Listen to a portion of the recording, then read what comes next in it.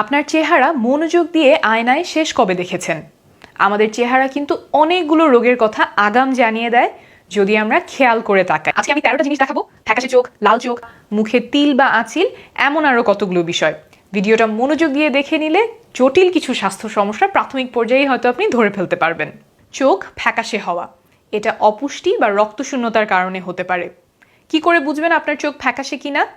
আয়নার সামনে দাঁড়িয়ে আপনার চোখের নিচের পাতা আঙুল দিয়ে এইভাবে টেনে ধরবেন। টেনে ধরার পর আপনার চোখের নিচের পাতায় যদি দুইটা রং দেখতে পান, বাইরের দিকে উজ্জ্বল লাল রং আর ভেতরের দিকে হালকা গোলাপি আভা, তাহলে সেটা স্বাভাবিক।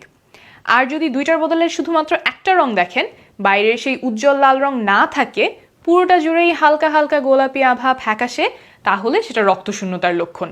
এমন হলে চিকিৎসকের কাছে যাবেন, তিনি খুব সহজ কিছু রক্ত পরীক্ষা করেই দেখতে পারবেন আপনি রক্তশূন্যতায় ভুগছেন কিনা এবং সেই অনুযায়ী চিকিৎসা শুরু করতে পারবেন।